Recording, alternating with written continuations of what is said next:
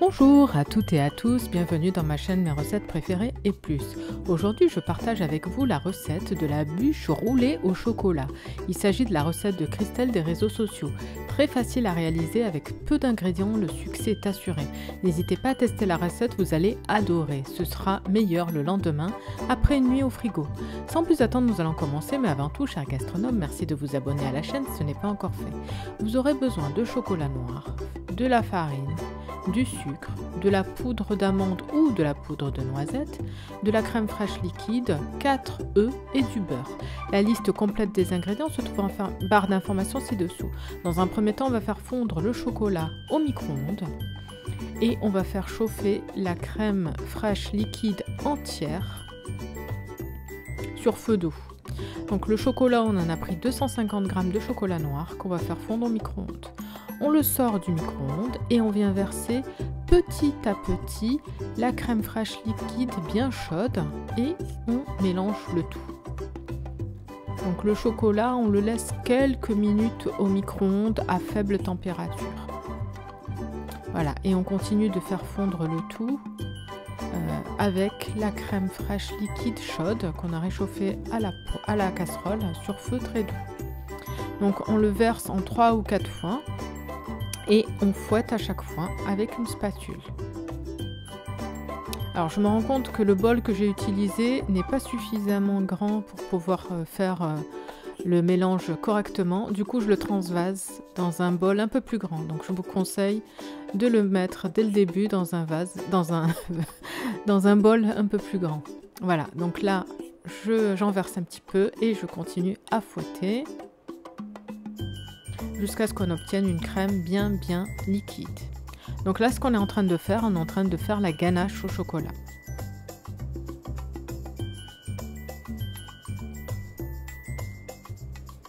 Donc là, elle commence à prendre forme, comme vous pouvez le constater.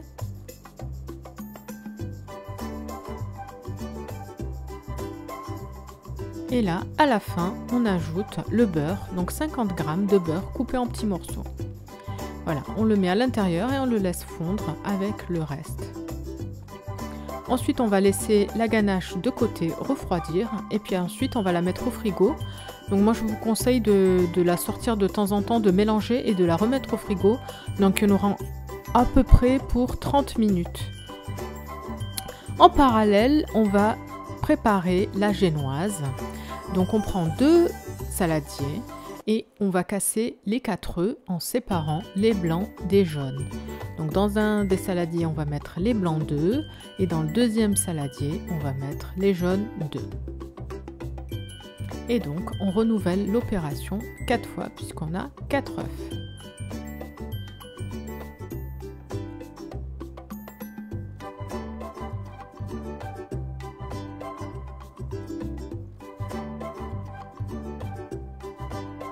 Et donc comme je vous le disais, la ganache se trouve au frigo et puis de temps en temps, on la sort, on la mélange et on la remet au frigo.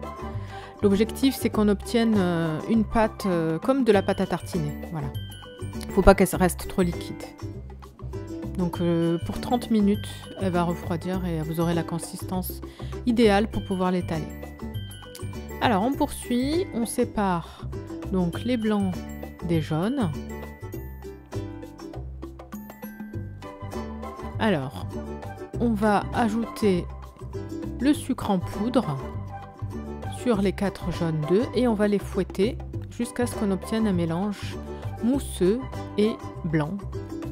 Donc le sucre, on a pris 120 g de sucre en poudre.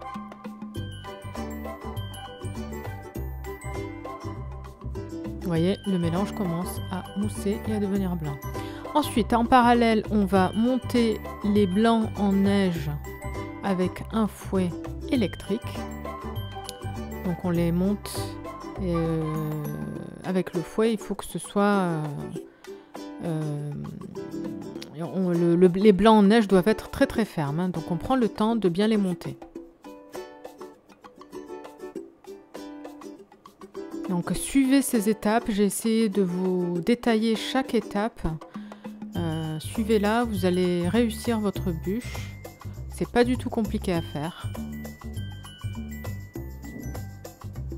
Donc cette recette est parfaite pour les débutants puisque j'essaie de vous expliquer étape par étape. Voilà, là ils sont bien fermes. Alors ce qu'on va faire, on va prélever un petit peu de blanc d'œuf pour détendre la pâte à base de jaune d'œuf qui est un peu dure. Du coup on en met un petit peu et là on va la fouetter. Donc ça c'est pas grave, c'est pour détendre la pâte. Voilà, pour que ce soit un peu plus mousseux. Voilà. Et avec le reste de blanc d'œuf, là on va y aller progressivement. Et là on va mélanger délicatement avec la spatule. On mélange en faisant des cercles comme ceci, du bas vers le haut, en essayant de ne pas casser nos blancs d'œufs. Voilà, on y va de manière progressive et on y va délicatement.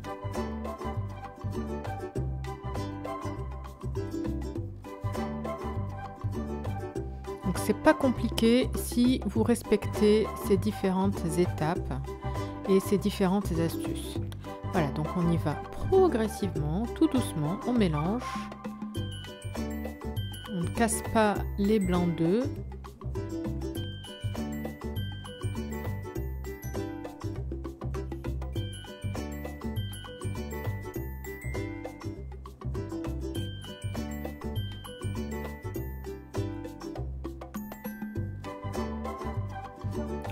C'est une belle mousse que nous obtenons.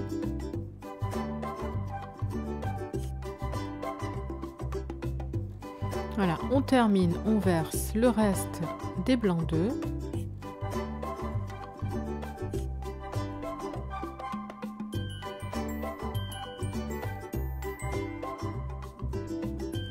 Donc vous allez voir aussi pour la génoise, c'est très facile. On va dire qu'on a fait quasiment le plus dur. Voilà, la pâte, vous voyez, elle prend forme, elle est très belle.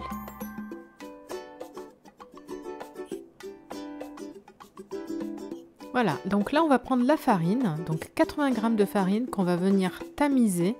Donc c'est très important, c'est pour éviter d'avoir des grumeaux dans la pâte. Donc on la tamise à ce moment-là, au moment de la verser. Et on continue à mélanger délicatement en faisant ce geste du haut vers le bas. Donc prenez bien le temps de bien mélanger pour bien incorporer la farine.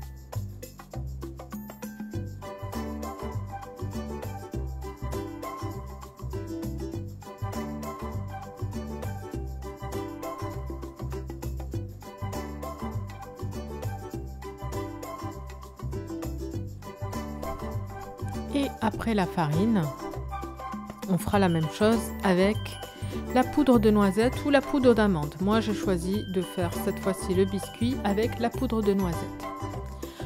Voilà, on tamise aussi cette poudre.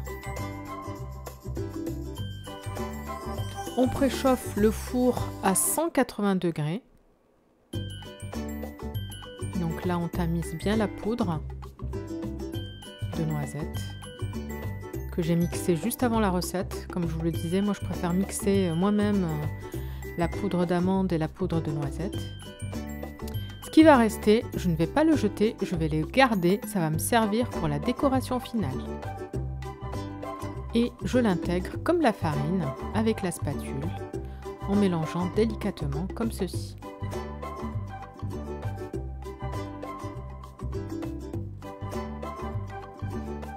Et voilà, notre pâte est prête. Sans grumeaux et très belle. On va prendre une plaque 38 cm par 28 cm qu'on va chemiser de papier cuisson et on va venir y verser la pâte qu'on va venir étaler à la spatule le long, enfin sur toute la surface de la plaque. Et on va l'enfourner 10 minutes à 180 degrés chaleur tournante. Au bout de 10 minutes, voilà ce qu'on obtient. On prend un torchon qu'on a mouillé, qu'on a humide plutôt, Et là, on le pose par-dessus et on met une plaque par-dessus et on retourne le tout comme ceci pour pouvoir démouler la génoise. Alors attention, c'est chaud, ne vous brûlez pas. Donc le torchon humide, c'est très important. Ça va vous aider. Donc là, on retire la plaque qui était au four. On retire également le papier cuisson. Donc on y va délicatement, vous inquiétez pas, hein. Ça s'enlève facilement. Et maintenant, avec le torchon humide, on vient rouler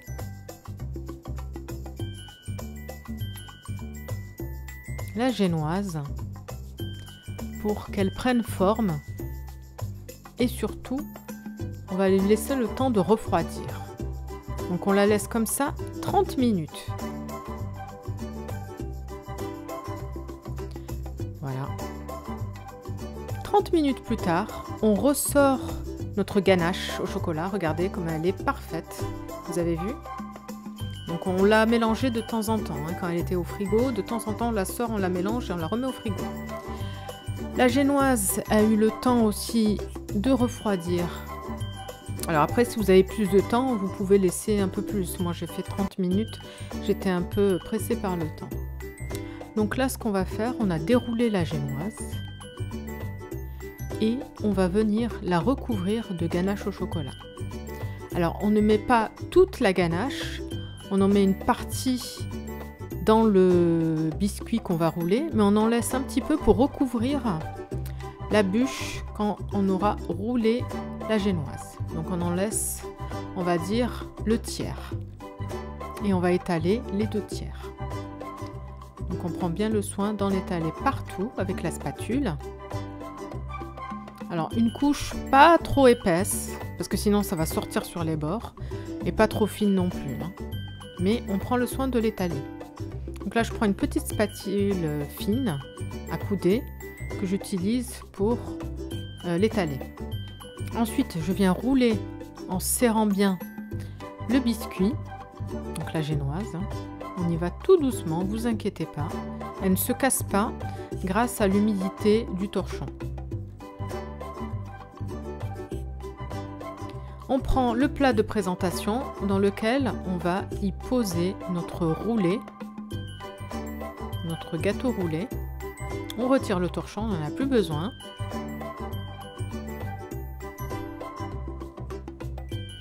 Et là, on va venir recouvrir le gâteau roulé avec le reste de la génoise.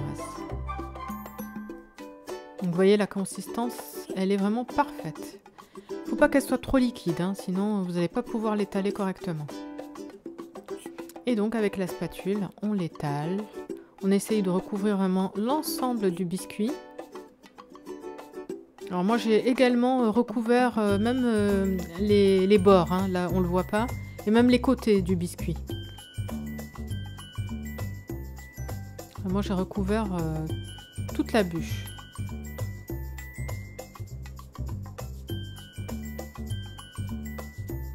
Même sur les côtés, vraiment partout. Là c'est vrai qu'on ne voit pas, parce que je l'ai fait après, mais j'ai recouvert aussi de l'autre côté. Ensuite avec une fourchette, on va décorer comme ceci, ça va donner l'aspect d'une vraie bûche. Et ensuite, vous vous rappelez, avec la poudre de noisette qui me restait, je viens en saupoudrer un petit peu partout.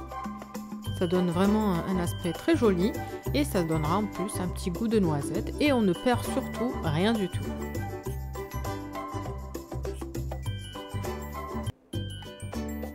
Après la décoration, vous faites avec ce que vous avez, comme vous voulez.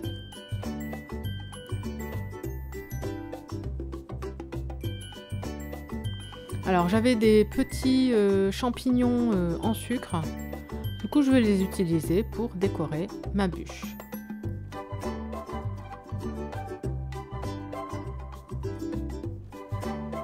Ensuite, quand vous l'aurez terminé, vous la mettez au frigo jusqu'au moment de servir.